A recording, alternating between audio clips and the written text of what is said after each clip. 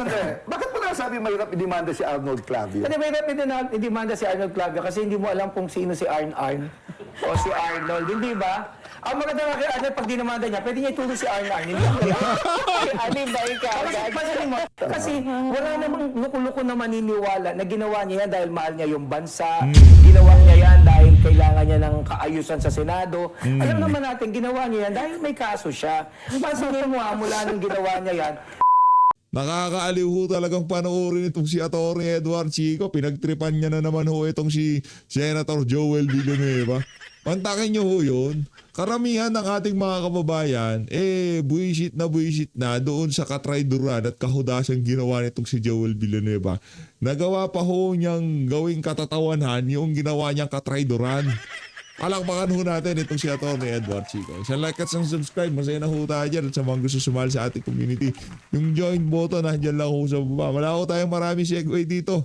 Rekta ho tayo dito sa interview ng The Spokes dito kay Atty. Edward Chico. Ito, panoorin ho natin. na halimbawa, I remember si LeBron James when he came to the scene sa NBA, sa maraming doubters. So, hindi natin akalain na siya pala yung basketball player sa NBA na hindi natin kailangan. Nung naglaro na siya, kailangan natin.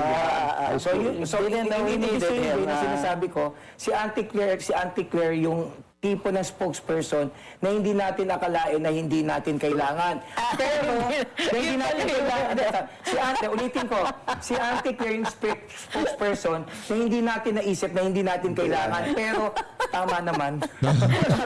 Question po, both of you are lawyers. 15 below, yun ang exemption. Talagang ayaw pa kapala. Do you agree that 15 is below 16? Actually, yun nga yung naging problema ni Auntie Claire, nagpatawag lang siya ng press call para linawin niya na yung above 15 ay below 16. Tama na. Yun lang ang sinabi. Tama naman. Yun na nga ang dahilan kung ba't hindi natin siya kailangan, di ba? Yun na nga yung point doon kailangan mo pa kasi magpatawag. Pero ang problema kasi, maraming mga tao, hindi nila naiintindihan yung batas. For example, pag for purpose of the law, pag sinabi nating above 15, ibig sabihin, 15 plus 1. Plus 1 day. Yun. So, kasi ang gustong palabasin ni Auntie Claire na below 16, gusto niyang palabasin na dapat mag-i-start ng 16.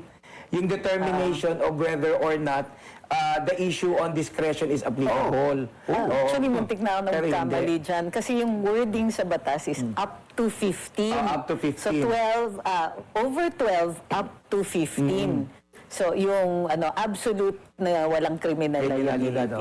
Yung statement nyo na parang masaya ngayon si Senator Joel Villanueva kasi Speaking of Senator Joel Villanueva, si JC bilang tagapagligtas niya. What do you mean by this? Hindi, kasi hindi ba? Ito, speaking of Joel Judas Traitor Villanueva, ito, nagsalita ho siya kagabi, baka hindi nyo pa ho napanood, ayun Ito, pakita ko lang ho sa inyo kung gaano karami ng fans niya, yan puro lap react ho ang nakuha nitong si the Judas Traitor Joel Villanueva. Panoorin ho natin. Pinalakpakan pa nga, pambihira. Sa bagay, kayo ba naman? Talagang papalakpakan yan, traitor yan Magandang umaga po sa ating lahat. Kaya ang pang-bibig yung sinasabi ng Biblia, to give honor to whom honor is due, that we first and foremost acknowledge our dear friend, brother, and basketball teammate, our host today, Secretary Sani Angara, our good friend, Sani Angara, pambihira. Kakilala mo ba si Try G. Bolivar? Pambihira, oo. Kilala mo ba yon? Sorry, Sani, but my favorite agency is still TESDA. Secretary Pico Benitez. Of course, our commissioner from higher education, Commissioner Nina Malyari, Yusek Rafaelita Albaba, PRC Assistant Commissioner Lori Luis Valera, DBI Assistant Secretary Christian Ablan, our good friend from the ILG, Jesse Lanete, our representatives from the industry economic sector, Sir Roberto Bagumbacal, Ma'am Celestina Ilagan of the industry sector representative who also worked with us for quite a long time in the IT-BPM industry. Of course, the PUF-NCC Secretariat, magandang umaga po sa inyong lahat. Kung hindi mo na itatanong, tayo yung nag-push ng PQF law. And of course, EDCOM Secretariat who are present here today. So inyo po lahat muli, mapagpalang umaga. I will not speak for long. I just wanted to say thank you to all of you. There was this story about this woman who said to her husband, "Sweetheart, I had a dream about my upcoming birthday. Nako. And in the dream, I dreamt of earrings, bracelet, and jewelry." Yan ang nagtoko, mananaginip ka na nga lang. Sa bagay, di mo naman mapapanaginipan ng kulungan kasi hindi ka mapupunta doon dahil linigtas ka na nitong si Crispin Remulla. Panoorin mo natin, tuloy natin itong si Atty. Edward Chico. Game! Meron Pastor yun, At kasi may biblical quote na kapag tinanggap mo si Jesus bilang Panginoon at sariling tagapagligtas, ikaw'y bagong nilalang na. Okay. Ang luma ay wala na at ikaw ay bago. Bago na. Oo. So ginawa ko lang joke na sa kaso ni Joel Villanueva, kapag tinanggap mo si Jesus Crispin, JC, bilang sariling tagapagligtas, ikaw ay bagong nilalang, di ba? Ang mga lumang kaso ay wala na. Nako! Wala ngayon at magpakinormal. Palakpakan natin itong si Atty. Edward Chico. Literal, yun ang nangyari dito kay Judas Traidor Joel Villanueva. Di ba, yun ho talaga ginawa niya dyan. Yan talaga nangyari sa kanya. Di ba, yung mga kaso niya ay nakalimutan na. But of course, but yung joke na yan is a sentiment that is reflective of what the people think about him. Kasi wala namang luko-luko na maniniwala na ginawa niya yan dahil mahal niya yung bansa, ginawa niya yan dahil kailangan niya ng kaayusan sa Senado. Alam naman natin, ginawa niya yan dahil may kaso siya. Pansinin mo mula nung ginawa niya yan, Real talk. Ginawa ni Joel Villanueva yan dahil kukulong siya nitong si Remulla. Huwag mo na lokohin sarili mo. Hoy, Joel! Nagkakahudas at ka, ha? nagpapapicture sa kanya, may mga wacky shots yung lolo mo ngayon. Masayang-masaya siya, no? wacky shots, Oo, wacky shots, parang sinasabi niya, Puro ngiti na nga Hindi ba? So parang ganun. So, sa lahat po ng mga may kaso, pwede niyo pong tanggapin si Jesus bilang, joke lang, sariling tagapagligtas. Yung away ni Senator Marcoleta at saka si Senator Lacson, sabi mo pwede silang mag-MMA. Sold out ito pag Oo, nakataon yan, yan. sinasabi ko lang, lagi naman joke yan. Sa sobrang tindi ng away nila, pwede na sila dapat mag-MMA na lang. Wala nga lang hawakan ng buhok. Yun yung sinasabi ko, hindi ba? Yung comment nyo naman dun sa post na kinukumpara si Congresswoman Luistro at si Senator Miriam Santiago. Ako kasi medyo nasaktan ako doon dahil matagal kong naging boss si Senator Miriam, no? Sobrang bilib na bilib ako sa ale. Hindi ko naman minamaliit si Congresswoman Luistro. Pero sinasabi ko lang, that's too soon for us to compare her kay Senator Miriam. Kasi pag tingnan mo, tingnan mo, tail of the tape for example. Pag tingnan mo si Miriam, Senate experience niya, 3 terms. Okay. Diba? Ano Senate experience ni Luistro? Visitor's pass. Aray mo. Visitor's pass. So ito pala yung makikita na merong difference eh. So bakit mo sasabihin, until she becomes a senator, hindi yan pwede pagkumparahin. Sorry kung gumagalaw man yung aming video kasi pati yung mga kasama namin sa studio, nagtatawanan na. Diba? Tatlo na Eto, masipag daw mag-post sa FB si Senator Cayetano, ang term nga mag-live Live selling. selling. Okay. Pero wala man lang congratulatory message kay Senator Win Gatchalian. Hindi man lang niya kinumusta. Oo, hindi kasi ang naging problema kasi, syempre, masama ang loob ni Win Gatchalian kasi gusto naman niya makadinig ng congratulations. Oo. Kaya lang, syempre, si Peter, baka Peter naman ako, diba? So, syempre, mahilig mag-deny. So, he is in denial na ang presidente na si Win Gatchalian. Totoo naman, diba? Di ba? One time sabi niya, one day I'll vote for you. Sabi niya lang Talaga yun. yun, Marami naman sinabi na hindi ginawa. Yung 10K nga, hindi ginawa. Alam niyo yan. Hindi ba? Hindi na, sabi ko na hindi makakaligtas. Kasi yung 10K, umasa ako. Ito lang ako umasa sa 10K. Senator Cayetano, asan na? Oh, ito, ako na magtatanong nito. Give me the privilege. Be my guest. Kasi hindi ko naiintindihan to eh. Bakit niyo po nasabi na kapag si Senator Erwin Tulfo ay nasa Senate floor, expect a robust debate? Kasi robust debate, everything about him is robust eh. Ayoko nang ipaliwanag kung nani, alam na nila yun, oo. Kasi very robust yung kanyang paninindigan, very robust yung kanyang pagpapaliwanag, very robust yung kanyang pagkalalaki. Yan. Ay, tanong ako, bakit interesado ka sa kilay ni Senator Cheese? Ba, sino bang hindi interesado sa kilay ni Senator Cheese, hindi ba? Ano ba diferensya ng kilay naman niya? Abay, hindi mo ba nakikita kong nani, hindi ba? So nakakataas naman talaga ng kilay si Senator Cheese. Ang maganda sa kanya, kahit anong stress niya, kahit anong trouble niya, na-maintain niya yung kilay. Yun lang. Iba yun. Di Hindi ba? gumagalaw? Is that what you say? Hindi sa hindi gumagalaw, nakakataas din ang kilay. Iba naman din talaga yung kilay talaga ni Senator Cheese. Lola ko nga nawindang yung nakita eh. Ano to? Sabi ko si Cheese Escudero lang yan. Gano'n. Ba't ikaw ba, nung first time mo nakita yung kilay ni Senator Cheese, anong napansin mo agad? Ay, sorry nakasama ko siya sa Congress kasi. So, in other words, Iba na yung Ay, hindi kilay pa niya ganun yung ngayon. kilay niya nun eh. hindi ko nga napapansin kasi. Napapansin mo kasi lahat. May sarili ng birth certificate ang kilay nun eh. Oo, naka-issue nga yun separately.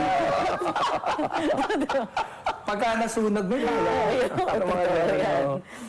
Atawag nila ang nakapunan. Pag mainit ang ulo, tinanong siya. Bakit mainit ang ulo nyo? Kasi nung nagkaroon ng pre-trial, ma'am, sabi ni ni Attorney Kapunan, sabi niya, mainit ang ulo ko kasi may period ako. So, dalawa lang ang takeaways ko dyan, ma'am. Una, hindi ako makapaniwala na mainitin pala ang ulo ni Attorney Kapunan. Pangalawa, hindi ako makapaniwala, may period pa siya. Naku po. Hello ko na. Bakit na? Ma'am, sige, bakit? Sige, ikaw magpaniwala. Ikaw na explain sa amin dito eh. Next question. Di ba?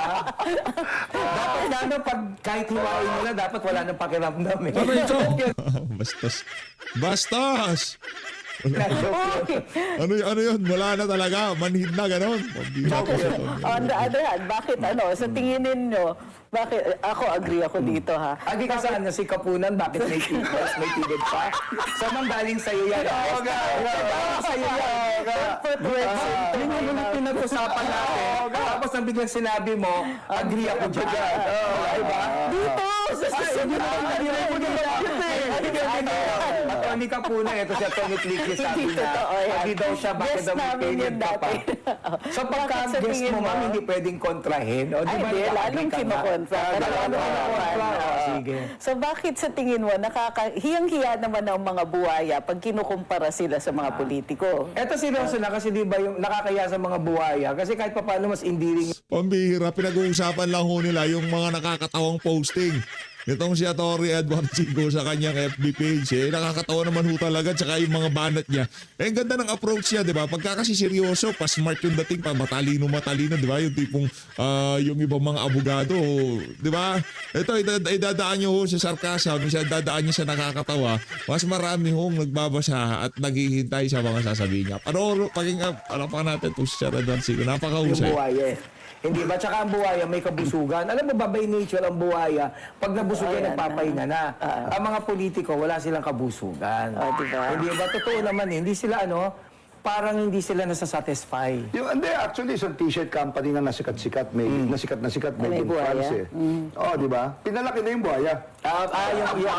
Pinalaki na yung buhaya. Kasi kita na eh. Kumikita na. Kumikita na. Kaya lang yung mga buhay sa kongreso, magugulat ka, yung iba daw may braces yung ipin. Mahal yun. Mahal yun eh.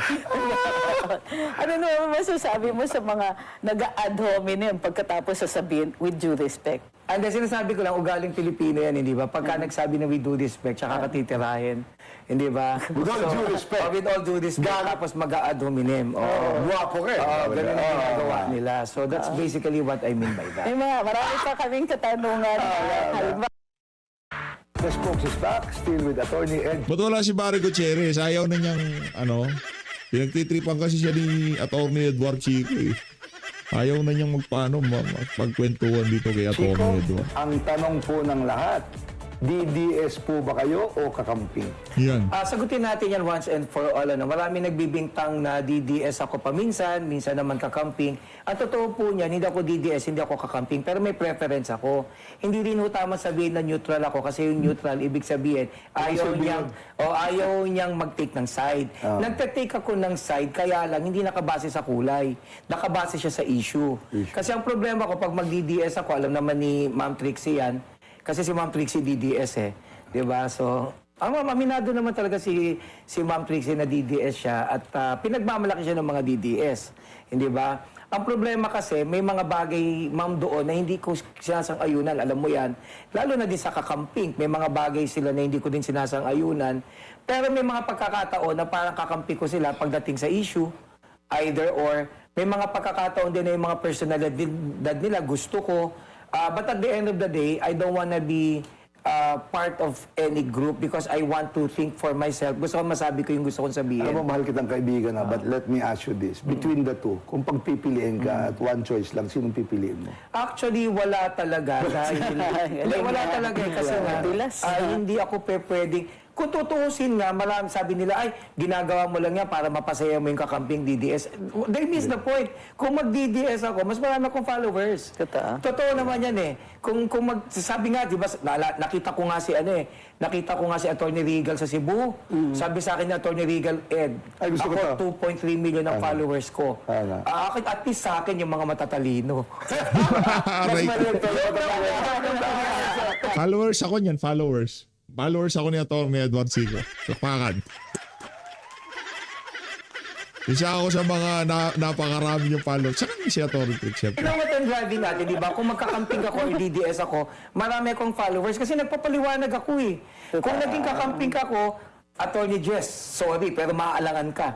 Di ba? Kung naging kakamping ako, marami akong followers. Kaya lang kasi naninindigan ako na kung ano yung pinaniniwalaan ko, yun yung gusto kong sabihin. And eto sa totoo lang marami nang lumapit sa akin na binabayaran ako ng pera.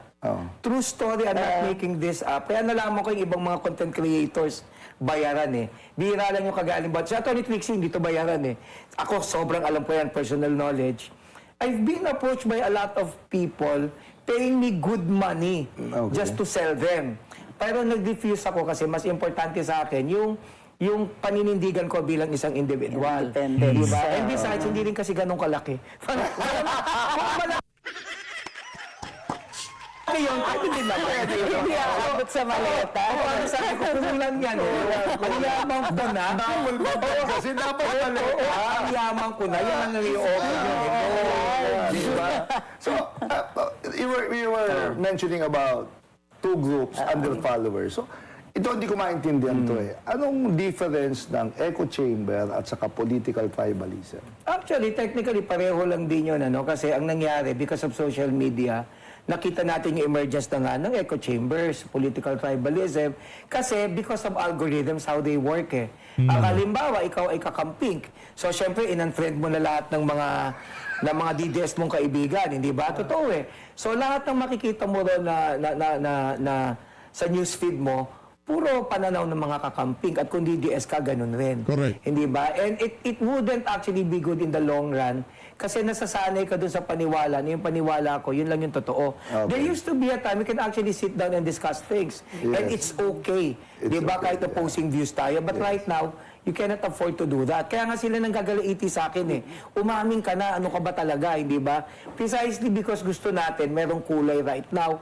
And is it actually helping us or is it actually something detrimental? I really wouldn't know kasi nasa infancy pa rin basically ang social media eh. I wouldn't know what's Hindi mo what's ba gonna iniisip happen. na kasi, Balaran. political tribalism, meron naman talaga. Pero yung iba kasi labels. Halimbawa, mahirap ang labels kasi masyado siyang convenient.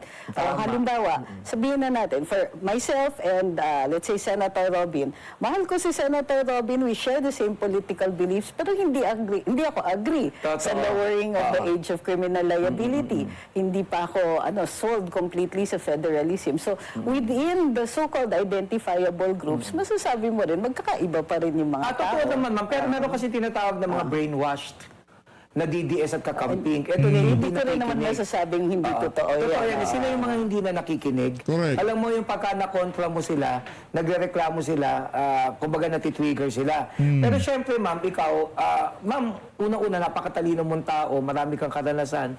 May mga karanasan ka nga na hindi ko pa naranasan eh. Kita mo to, Hindi kita ba? mo to. Wala ko, lumalapit ka na. Pero ang point ko, ma'am, ang dami mong nang pinagdaanan at sa talino mo niya yan, alam mo yung dapat at hindi. Meron ka ng paninindigan. May spokesman ka Hindi, na. pero may mga tao kasi na hindi mo din sila masisi dahil pagod na sila sa politika tapos ang nakikita nila sa news feed yun lang. May mga pag-aaral dyan eh. Di ba? Pagka na-brainwash ka kasi, kahit yung totoo, nire-reject mo eh. Even if it's true, Yeah. nire-reject mo yun, you tend to reject that. So yun yung nilalabanan natin. Again, hindi masama maging kakamping or maging DDS. Ang masama kapag na-brainwash ka na hindi ka na nakikinig at meron noon. Pero marami ko kaibigan na DDS at kakamping. They're actually very reasonable as regards discussing things. With social media kasi, pati yung commentaries, deadly. Totoo naman. Deadly. Like, sabi, babalikan ko lang to, sandali lang po to. You blame the child for being violent. But the comments in social media, papatayin kita, isadamay ko pamilya mo. And this is open to all people. So, in other words, there's a problem. Yun lang naman. Hindi kasi ang social media may pag-aaral. I think sa Columbia University yata yan. Or kung anong university yan. They had a study. Nakita nila, pag nag-social media ka pala, there's this sense of invincibility. Yung parang Yung mga feeling mo, trolls, you can just say anything without any repercussion. Ang dating daw niya, alam mo yung parang nasa kotse ka. Di ba pagka nasa loob ka ng kotse mo, you feel invincible. Pag may kumat sa'yo, ang tendency mo, mumurahin mo yun. Di ba, mo ko kinat. Di ba? Tapos pag biglang bumaba yung kumat sa'yo, tapos nakita mo, ang laki pala ng katawan. Tapos Bigla may mas masaka, di ba? Laki ng katawan. Reality check. Tapos sinabihan ka na, anong sinasabi mo? Bigla kang, Maraming ganyan, no? Maraming ganyan sa totoo lang. Ang aangas sa social media, pero personal lang, babait naman. Diba? para kang tanga. Kaya ako, hindi ikaw yun. At saka ang pogi mo. Gusto ko yung mga maskers mo, ha? Kaya ka lang, diba? So that's basically what social media has become. It makes us feel invincible. Tapos pag nabash ka na ngayon, Yung that's when anonymity reality kasi. says, Yun. teka, I screwed up, hindi ba? So yun yung problema. Kagaya nangyari kay Joel Villanueva, akala niya yung ginawa niya na yun, lulunukin na lang ng sambayan ng Pilipino. O ngayon, ang lungkot na niya, yan siya, oh.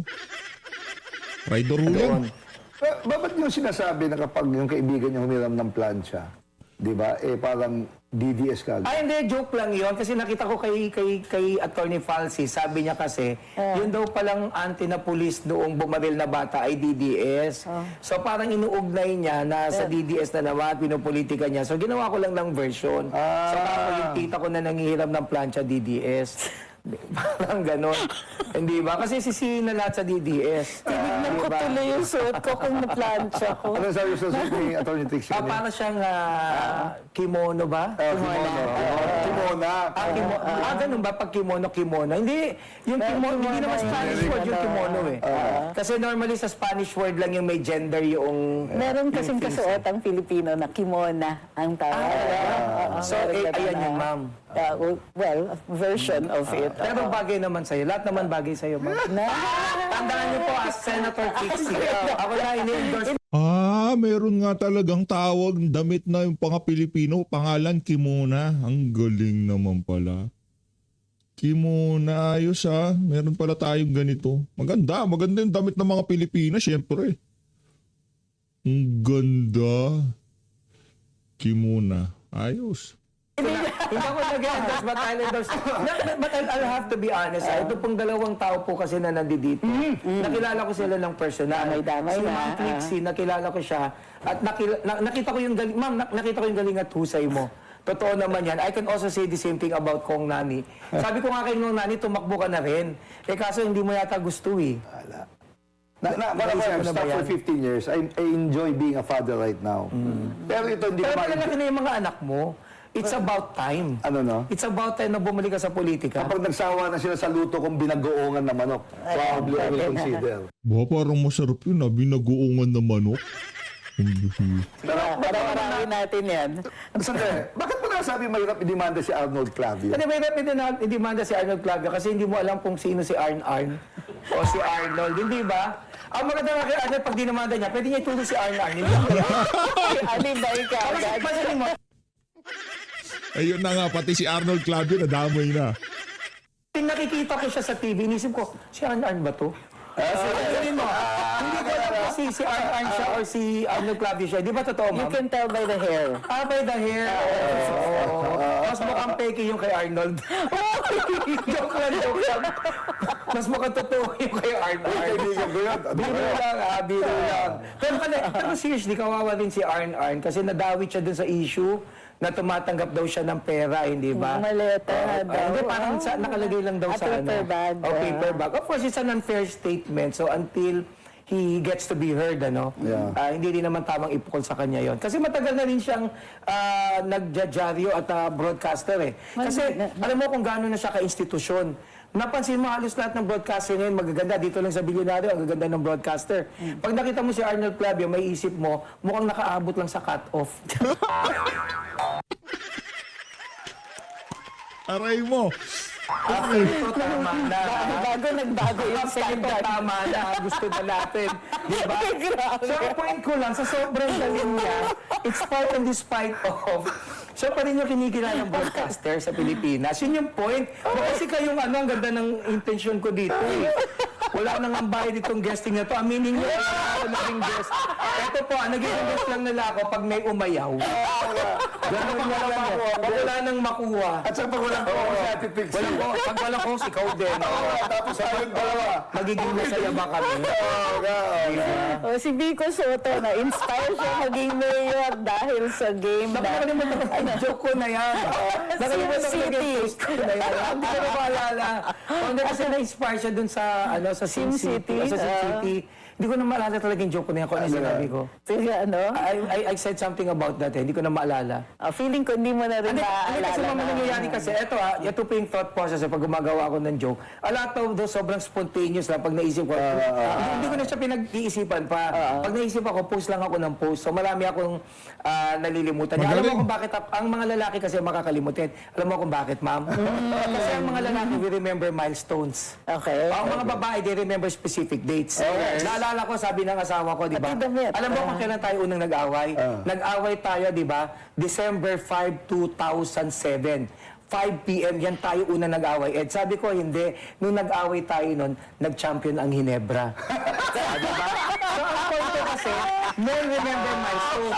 Kayo mga babae, nagagalit kayo, nakakalimutan namin yung mga specific dates. Dapat nga kami magalit kasi hindi nyo alam yung significance ng mga dates na yun. Dates na yun. Di ba? Sabi ng asawa ko, alam mo, kailan kita unang minahal.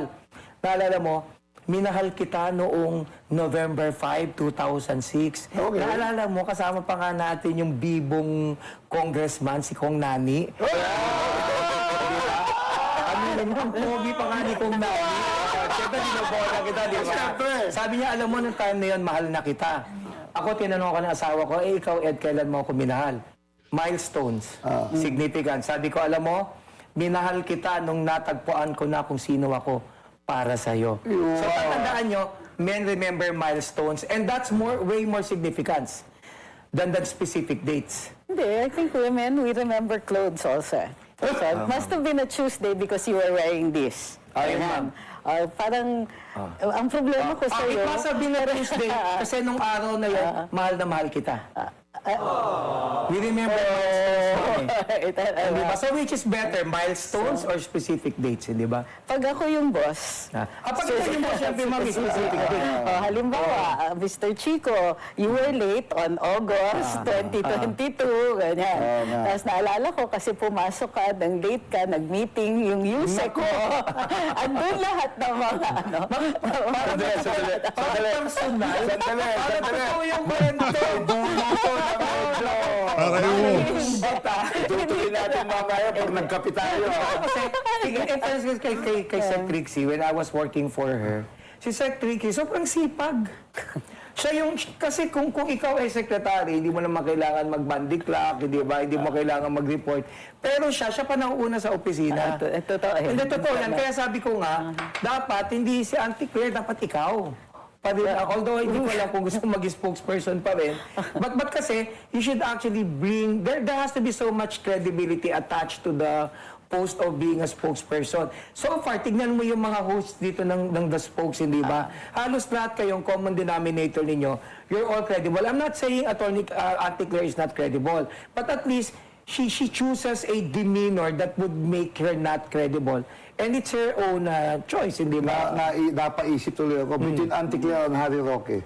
Demeanor-wise. Actually, isa pa din naman si Harry Roque eh. Pero kaysa si Harry Roque, ang tingin ko, huwag niyo nang pagpapasansinin si Harry Roque kasi charot lang yun. Hindi ba? Charot lang.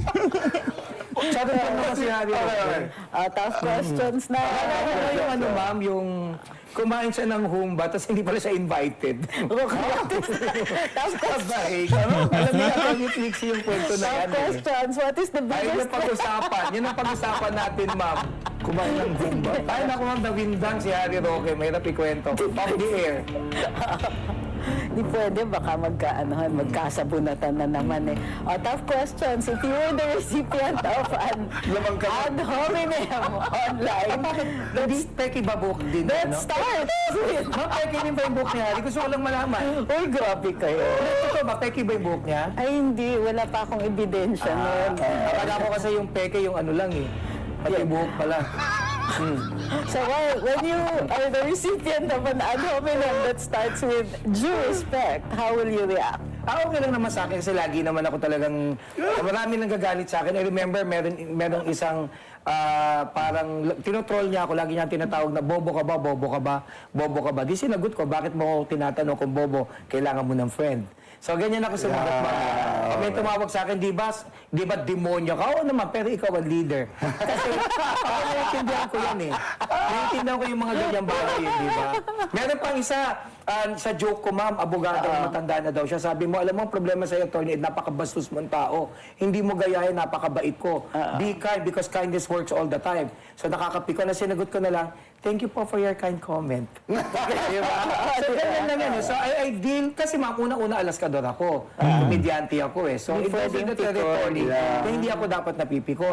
Pangalawa, naiintindihan ko din, inaasar ka lang din nila. So kung magpapaasar ka, di matatalo ka. Mahirap naman. If you were to choose just one among the three, being a lawyer, a social media personality, and a stand-up comedian, which would it be and why? I think being a lawyer, kasi ang sabi sa batas, sabi sa aming code, whatever I do, I always wear my hat as a lawyer.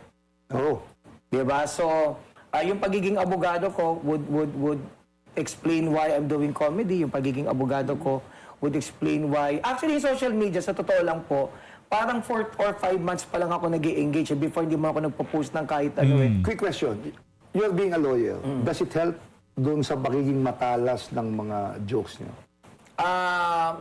To a certain extent, oo, kasi yung training namin, nasanay kami doon sa kasi mga stressful situation, lalo na pagka nagsishow kami, mga napipikon, so you need to be able to handle that. So kailangan mo maging matalas.